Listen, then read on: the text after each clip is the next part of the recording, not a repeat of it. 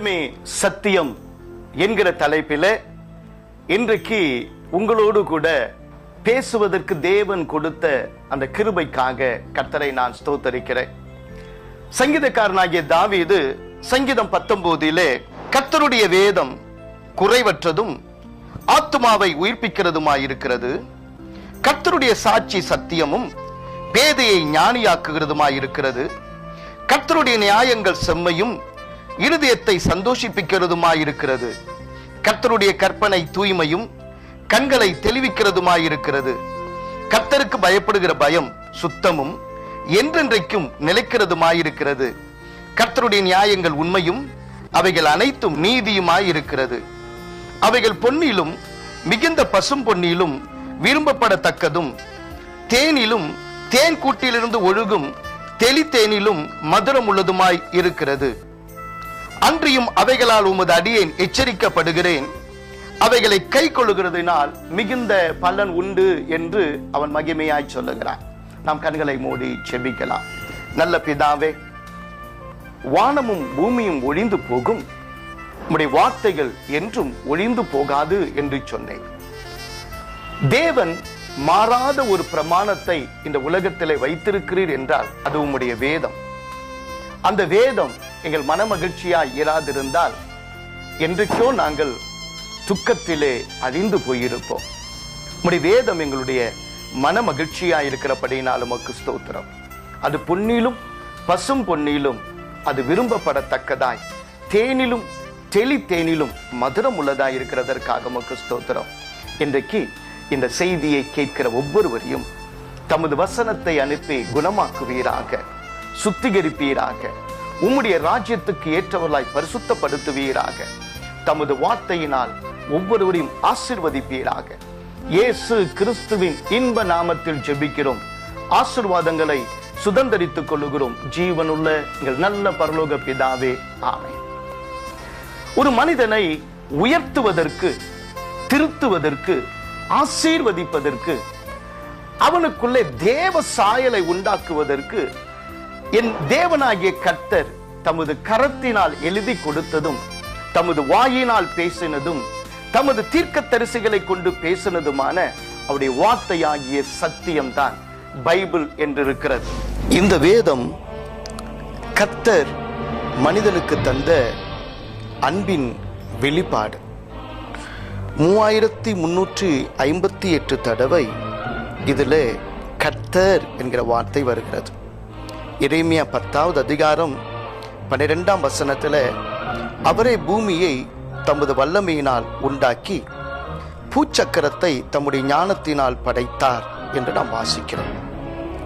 வானத்தை தம்முடைய அறிவினால் அவர் விரித்தவர்.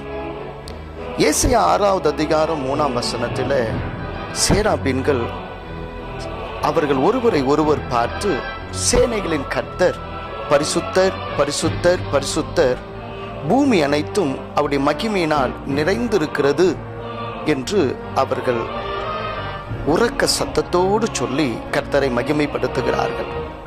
இந்த வேதாகமம் ஆரம்பிக்கும் போது ஆதியிலே தேவன் என்று ஆதியாகமம் 1வது அதிகாரம் 1ஆம் வசனம் வாசிக்கும் போதே தேவன் என்பதற்கு எபிரேய அந்த வார்த்தையின் அர்த்தம் அந்த இடத்திலே யூனிக் ப்ளூரல் நவுன் வருகிறதாக வேத அறிவியல் விஞ்ஞானிகள் சொல்லுகிறார்கள். அதாவது ஒருமையிலே பன்மை வருகிறதாக அங்கே பார்க்கிறோம்.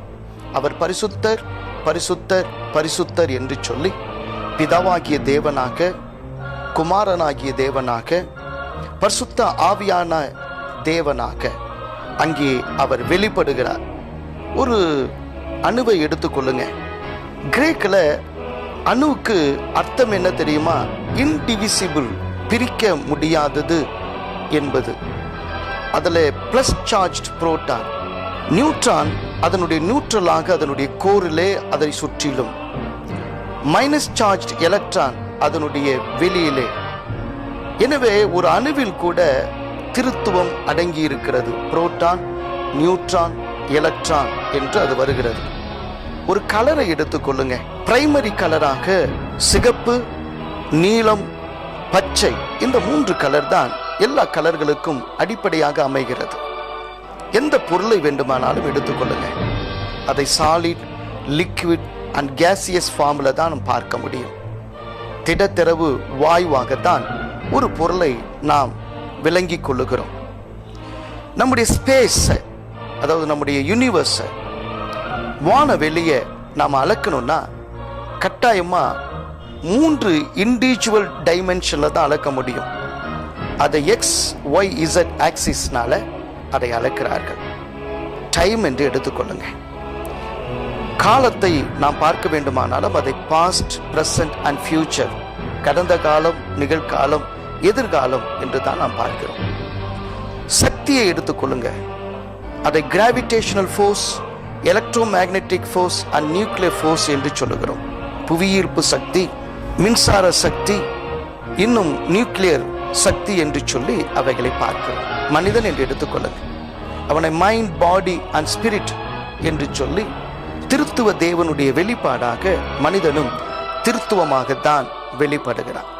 கொலேசியர் 1வது அதிகாரம் 16ஆம் வசனம் 17ஆம் வசனத்தை வாசிக்கும் போது, ஏனென்றால் சகலமும் சிருஷ்டிக்கப்பட்டது அவரை கொண்டும் அவருக்கென்றும் சிருஷ்டிக்கப்பட்டது என்று சொல்லப்பட்டிருக்கிறது.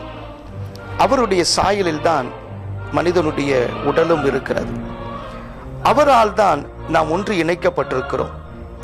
மனிதனுடைய சரீரத்தை ஒன்று இணைத்து மனிதனை உலகுக்கு ஒன்று இணைக்கப்பட்டவனாக கூட்டி சேர்த்து காண்பிப்பது, ஒரு அட்ரெசிவ் மாலிகுலாக அந்த பாடியை ஹோல்ட் பண்ணி டுகெதராக வைப்பது எது என்று சொன்னால் லேமினன் என்று கண்டுபிடித்திருக்கிறார்கள். அந்த லேமினன் எப்படி சிலுவையின் அடையாளத்தில் இருக்கிறது என்பதை நீங்கள் பார்க்கிறீர்கள். நாசாவினுடைய விஞ்ஞானிகள் நம்மை சுற்றில் இருக்கிற கோள்களில் இருந்து நாம் ஆரம்பிக்கும் போது சூரியன் பெரிதாய் இருக்கிறது. ஆனால் வானவெளியில் நட்சத்திரங்களை பார்க்கும்போது அதுவும் மிக சிறியதே என்று சொல்லுகிறார்கள். நம்முடைய பால்வெளி மண்டலத்தில் நமக்கு தெரிந்த நட்சத்திரங்களை விட இப்பொழுது மிகப்பெரிய நட்சத்திரத்தை இப்பொழுது விஞ்ஞானிகள் கண்டுபிடித்திருக்கிறார்கள்.